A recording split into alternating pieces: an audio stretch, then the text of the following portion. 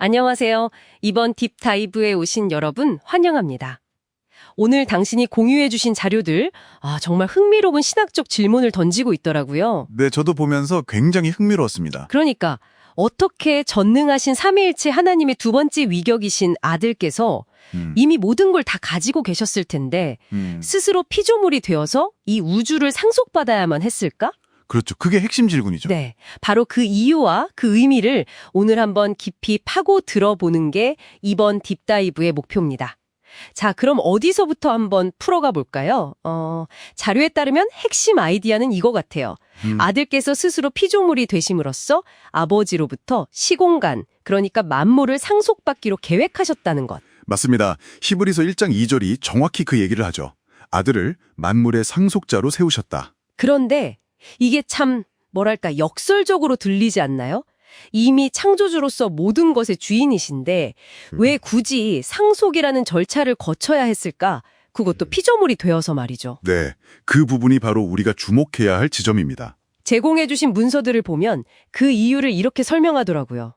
신적인 상태 그 자체로는 자신이 이미 가진 것을 다시 상속받는 것이 논리적으로 불가능하기 때문이다. 그렇죠. 일종의 법적인 혹은 존재론적인 자격 요건 같은 걸로 이해할 수도 있겠네요. 그래서 빌립보서 2장에 나오듯이 스스로를 비우시고 우리와 같은 사람, 즉 아담의 형상을 취하셨다. 뭐 이런 흐름인 거죠. 바로 그 지점입니다. 자기 비움, 그러니까 케노시스가 상속을 위한 열쇠였다는 점을 이 자료들이 굉장히 강조하고 있어요. 케노시스. 단순히 겸손해지셨다. 이런 차원을 넘어서는 거군요. 네, 맞아요. 상속 자격을 얻기 위한 필수적인 과정이었다는 거죠. 특히 빌립보서에서처럼 십자가에서 죽기까지 복종하신 그 순종, 그것을 통해서 상속이 완성되었다, 이렇게 보고 있는 겁니다. 그러고 보니 누가복음 20장에 나오는 포도원 비유도 좀 관련이 있을까요? 상속자를 죽여서 유산을 차지하려는. 네. 그 비유도 흥미로운 관점을 제공하죠. 인간의 악함을 보여주면서도 역설적으로 진짜 상속자께서 어떻게 고난을 통해 그 유업을 결국 획득하시는지를 보여주는 것 같아요. 그렇다면 이 자료들이 말하는 시공간을 상속받는다는 것, 이게 구체적으로 뭘 포함하는 걸까요? 그냥 물리적인 우주만 말하는 건 아닌 것 같은데요? 맞습니다. 훨씬 광범위한 개념이에요.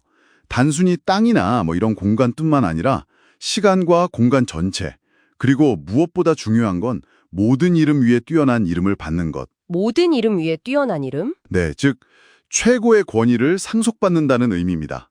빌립보서 2장 9절부터 11절이 바로 그 내용이죠. 모든 무릎이 하늘에 있는 자들과 땅에 있는 자들, 땅 아래에 있는 자들의 모든 무릎이 그 이름 앞에 꿇게 되는 그 권위요. 마태복음 28장에서도 예수님이 직접 하늘과 땅의 모든 권세를 내게 주셨다고 선언하시잖아요? 정확합니다. 바로 그 권세죠. 그리고 이 이름은 궁극적으로 아버지와 아들과 성령의 이름이라고 자료는 명시하고 있습니다. 와, 하늘과 땅의 모든 권세라니 정말 상상하기 어려운 규모인데요? 그럼 그 권세의 범위가 어디까지 확장되는 건가요? 그냥 우리 눈에 보이는 세계만은 아니겠죠? 당연하죠. 당신의 연구 노트를 보면 이 권위가 눈에 보이는 세계를 훨씬 넘어선다는 점이 분명해집니다.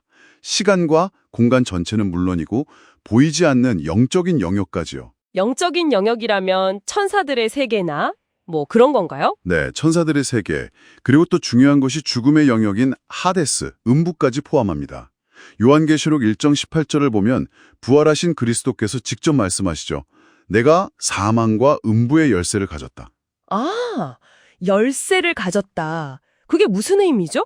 그냥 문을 열 수 있다 이런 건 아닐 테고. 그렇죠. 자료에 따르면 열쇠를 가졌다는 것은 단순히 열고 닫는 수준을 넘어서 그것들을 완전히 통제하고 자신의 뜻대로 처분할 수 있는 절대적인 권한, 그것으로 의미한다고 설명합니다. 잠시만요. 그 부분이 정말 흥미로우면서도 좀 어렵게 느껴지네요.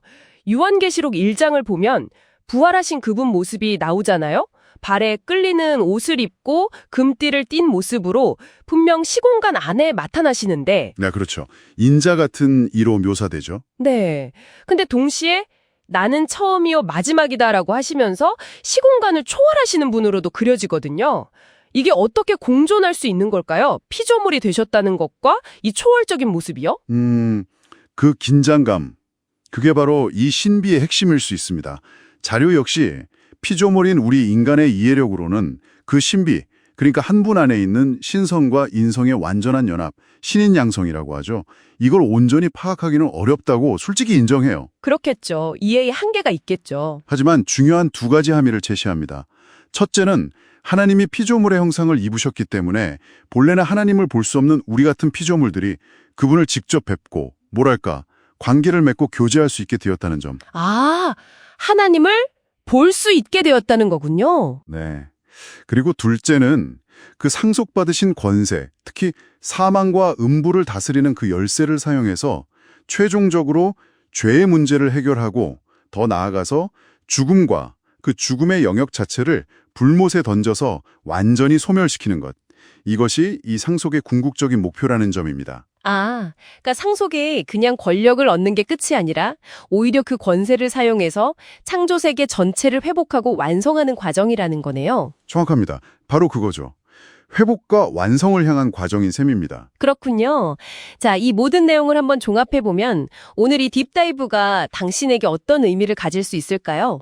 오늘 우리가 살펴본 자료들에 따르면 제2위 하나님의 여정, 그러니까 신성에서 피조물로 스스로를 낮추시고 십자가의 죽음과 부활을 통해 다시 지극히 높은 권위로 오르신 이 모든 과정이 네. 그냥 우연히 일어난 사건들의 연속이 아니라 희생과 완전한 순종을 통해 모든 창조 세계에 대한 합법적인 통치권을 상속받기 위한 하나님의 아주 치밀하고 계획된 과정이었다. 이렇게 정리할 수 있겠네요. 네, 아주 적절한 요약인 것 같습니다. 계획된 과정이었다는 점이 중요하죠. 마지막으로 당신이 한 번 더 깊이 생각해 볼 만한 질문을 던져보고 싶습니다. 네, 어떤 질문인가요? 자료는 제2위 하나님께서 사망과 음부의 열쇠, 즉 그것들에 대한 완전한 권세를 가지셨다고 분명히 말합니다. 그렇다면 이 상속받은 권위 아래 보이는 세계는 물론이고 보이지 않는 영적 세계까지 포함한 시간과 공간의 모든 차원이 놓여 있다는 것은 우리 삶과 이 우주 전체에 구체적으로 어떤 의미를 가질까요? 아, 모든 것을 상속받는다는 것의 완전한 함의. 네, 그 완전한 함의는 무엇일지 오늘 우리가 나눈 이야기들을 바탕으로 계속해서 곱씹어 볼 만한 아주 중요한 주제인 것 같습니다.